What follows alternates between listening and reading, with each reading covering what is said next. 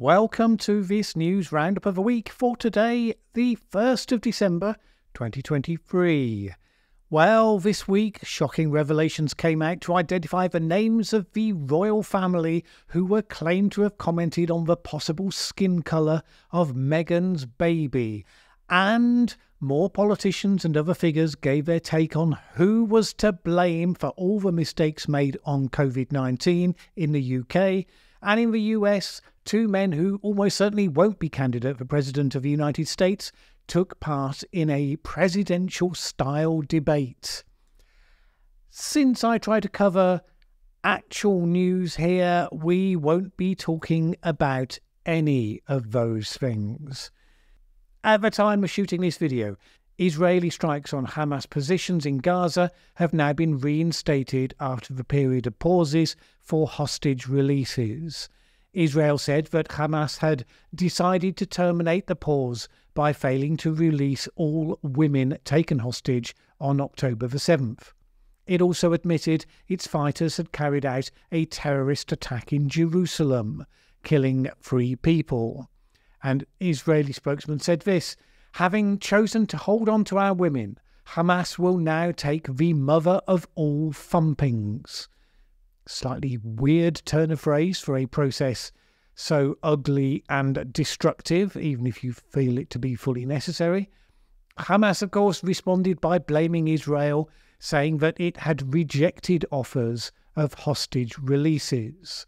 According to Israeli government spokesman Elon Levi, Hamas is still holding 137 hostages. Officials said that the goal remains to destroy Hamas completely and to secure the release of all hostages. The unspoken part, though, is the obvious reality that pursuing the former makes it rather more likely that the latter will be tragically unfulfilled. That said, it's not obvious that there are many good options that would resolve the hostage crisis anyway, now that the current process of releases has come to an end. Time will tell, but let's be clear, it's a grim time if you're one of the families of people who did not make it home this week. One person who can talk to the fact that not all military objectives are easy to realise, well, that would be Ukrainian President Zelensky. Zelensky this week acknowledged for the first time that the Ukrainian counteroffensive did not achieve its desired results. There is not enough power to achieve the desired results faster, he said, but this does not mean that we should give up, that we have to surrender. We are confident in our actions. We fight for what is ours. And he went on to admit that, quote, only the blind cannot see the consequences of international attention shifting because of a tragedy in the Middle East, adding that Ukraine had to fight for attention. The comments came as winter conditions have become the reality for all the forces on the ground, meaning that progress on either side from now on is going to be difficult. This will bring to an end a year where the front lines have barely moved, in spite of bold hopes, intense fighting and many casualties.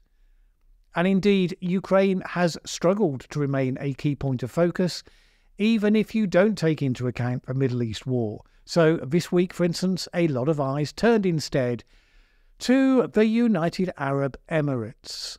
At the start of this week, performative outrage over substance was the story as it leaked out that the host of the COP28 climate conference, Sultan Al Jaber, who, as we all know by now, is the head of an oil company as well as that of renewable energy in the United Arab Emirates, it was leaked that he would be taking the opportunity of having all those world leaders being present to chat quietly with some of them about oil deals. At least so it was suggested by a series of talking points, notes that had been prepared for him, and it was these that had leaked. Obviously, that's a pretty bad juxtaposition. Logically, though, if you've accepted that such a figure could be the COP chairman, then it's sort of a so what story in one sense. Whatever campaigners might wish, we know that every single net zero plan held by every country in the world necessarily includes a significant period during which fossil fuel energy will continue to be used in some considerable quantity early on, with a tapering reduction over time. As Al Jaber himself said, the ability for his company to strike oil deals with the energy-hungry countries of the world wasn't in the slightest bit dependent on hosting the COP conference. That is practically entirely true. That said, in any other context, regardless of the industry sector, it would be expected that you avoid both the reality and the appearance of using your position as host of this sort of international process to benefit yourself in a business context. In reality, of course, people will have quiet conversations in corridors, maybe the occasional private meetings away from the conference. It's just how networking works. But you hardly need to be Einstein to get that this would generally not go down well in this specific case, which would then create the sort of controversy that negates the prestige that you got from hosting the thing in the first place and would be obviously counterproductive. There is a question of substance buried underneath all this, which is, do you envisage that the response to climate change is a mutual endeavour, for the companies that provided the energy and the services of the past are well situated with capital and investment capacity to become the energy giants of the future, given the right incentives? Or do you see it as a zero-sum game, where plucky campaigners are the only ones to be trusted for some reason, and the energy companies of the past must be demonised and defeated? And note that's separate to the question of whether certain individual companies or leaders might have deliberately acted in a way detrimental to the understanding of science, specifically in a self-interested, destructive capacity. One is about a partnership versus an adversarial model. The other is about responsibility for your actions. Clearly, if we believe the human race would be better working on a partnership basis, awkward and imperfect as no doubt that will be, then the choice of president for this year's COP isn't necessarily counterintuitive. I mean, it's grey area stuff. It then depends on his integrity and how he does or doesn't conduct the business of the conference, but by definition, that argument will not fly with the adversarialists. And there are reminders every day that the adversarial mindset is deeply embedded into this issue. It's certainly embedded amongst the campaigners, but it's also embedded in much of the mainstream media and how the issue gets talked about. So here's a case in point. There has been a significant amount of outrage and fight back for this COP at the existence of what some insist on calling, quote, big meat. I mean, the mere phrase, big meat, obviously designed to frame the companies that provide food as by implication something a bit bad. People on the other side, of course, refer to the green blob for all of those campaigners and the civil servants and the journalists. So you might argue it's all fair in love and war. Alternatively, we could talk like grown-ups. Just a thought. Anyway, the climate website DeSmog was one amongst several carrying pieces about how well organised meat producers seem to be around this COP conference. Documents seen by DeSmog and The Guardian show that the meat industry is aiming to tell its story and tell it well in the lead-up and during the Dubai conference. The panic attack seemed to be provoked by documents from the Global Meat Alliance about its public relations push to talk about the scientific evidence they feel best supports a friendly approach to their industry. Their aim, according to a spokesman, was, quote, to distill public information around international events that are, quote, often dominated by an anti-meat narrative. The Agriculture and Horticulture Development Board told DSMOG that it wanted to promote, quote, a balanced and sensible debate about the future of our food system. How dare they, you might think? Well, that seemed to be what DSMOG and The Guardian were thinking in any case, because, after all, these are not, companies that produce lots of food for millions of people, that are trying to get to grips with what this net zero transition looks like for them and how they can adapt to it. No, they are big meat. DSMOG quoted Nusa Urbanchik from the Changing Markets Foundation campaign group, who said this: "It is hard to understand why decision makers would allow companies like JBS to have a seat at the table at climate negotiations. They are simply not credible partners in these crucial talks, especially now when the time for action is rapidly running out." JBS? According to DSMOG, they are, quote, the world's most polluting meat company, which just means that they're big and they produce meat. Because obviously the bigger you are, the more meat you produce, the more emissions come with that production, the more therefore you could be labelled as polluting. Does it matter that JBS Worldwide Group has committed to corporate targets of net zero for its operations by 2040, 10 years ahead of many others? They're spending $1 billion upgrading facilities in the next 7 years, investing $100 million in research, aiming to reduce emissions from all facilities 30% by 2030, and to be using 100% clean energy across their entire global group by 2040. Wouldn't that commitment, which sounds like actual solid action from a company that produces a lot of food that people currently value and want, wouldn't you think that made them a contender for being a useful partner? But no, they are big meat, and apparently that's all you need to know. Again, this comes to the heart of one of those tensions running throughout these events. Do you expect to get to net zero by working with all the people and the companies and the processes that currently make society work, getting them to invest in the future so that they can keep making money, making the things that people actually want, but finding ways to do it without the pollution?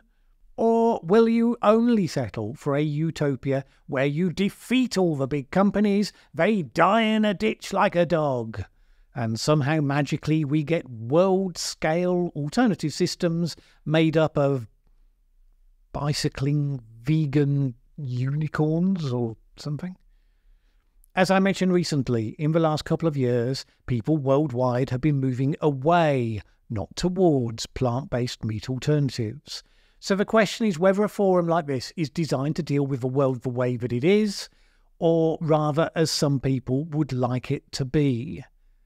But in the meantime, some of those trying to do just that, however imperfectly, get labelled as the enemy, and that's as sophisticated a view as it gets. Now, does any of this matter? Well, I noticed this morning that #ClimateScam was trending on Twitter, and when I investigated, I learned that all of this stuff about climate change, apparently, it's just made up. Folks and NASA and lots of other places independently all decided to fake the graphs and the thermometer readings, and it's quite chilly in the UK right now, so that proves it, that this global warming thing is all nonsense. Now, weirdly, apparently, nobody has mentioned this to the world's fish and marine mammals. A new review of 215 separate scientific papers published in the last 20 years has mapped out a global trend of tropical marine life starting to migrate from the equator towards the poles. It seems as though fish and turtles are apparently stupid, so they believe the graphs produced by NOAA and NASA, and they have been moving location accordingly. What alarmists they are! This map was produced to show where this phenomenon known as tropicalization has been found in different parts of the world with different types of species. Some of these changes are affecting entire ecosystems. So, for example, if plant-eating fish move away from the equator, they will then eat a lot of the algae they will find in the new places they settle, which will change the balance for other creatures used to how it was before. If only they could go on Twitter, they'd have someone able to explain to them how it's all the consequence of the urban heat island effect, which obviously is such a big deal in the middle of the ocean. Ah, how they'd laugh. Assuming fish could laugh. At least the reason they don't go on Twitter isn't because they're boycotting Elon Musk. I mean, probably not, anyway. Which makes them relatively unique, it seems. Musk this week told the companies that have been joining an advertising boycott of the platform that he didn't care, they could go and F themselves. He didn't want them on the platform anyway. This, you might think, was a brave and novel approach to enticing advertisers back onto your platform under controversial circumstances.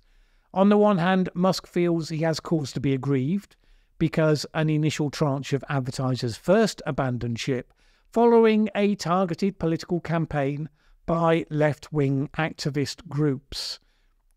You could make a strong case that the act of damaging a company by putting pressure on its advertisers or its customers in a different context, especially if you're arguably doing that by distorting or misrepresenting what the platform is doing or what it stands for, that is a hostile act that should be defendable against in law. If they're distorting and lying about you, doing so in a way calculated to damage you, you should be able to fight back. But then, on the other hand, you can't ignore the fact that Musk doesn't help his own cause by deciding to use his very high profile on his own platform to make divisive, controversial comments, some of which are bordering on the careless, given the absence of due diligence into what he may be supporting. Now, of course, you could say whatever you want, but if you're the CEO of a company, a lot is riding on the reputation that you have in public. And the most recent outburst, provoked by the fact that the drain of advertisers have become a life-threatening process for Twitter now, seems calculated to provoke even more of the same. This starts to bring into view the possibility that Elon Musk really will be the end of Twitter. Now, of course, in an adult world, you could make the case that companies shouldn't confuse supporting a platform with supporting the comments and opinions of the owner of that platform. And maybe you could make the case that the platform serves an important enough function to society that it should be supported, in spite of whether you approve or not of the actions of its founder. But there's no doubt that the actual quality of Twitter as a platform has also been degraded over the recent period. I mean, I used to use it a lot to monitor what different communities were talking about.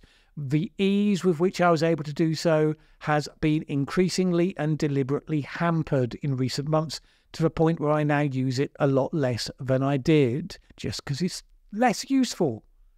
And when you use something less, the barrier between that and not using it at all is obviously a smaller one to jump than it was when it was designed to be so useful that you wanted to use it more. I don't know. What's your take on all of that? Do you think that Elon Musk will be the death of Twitter? Do you currently use it? Does it still work as well for you as it did before? Let me know that in the comments below. My thanks as always to the people who support this channel on Patreon. If you would like to join them, head along to patreon.com/Mallen Baker. It is always appreciated. There are other ways you can support this channel that you will find in the video description. That's all for now. See you next week.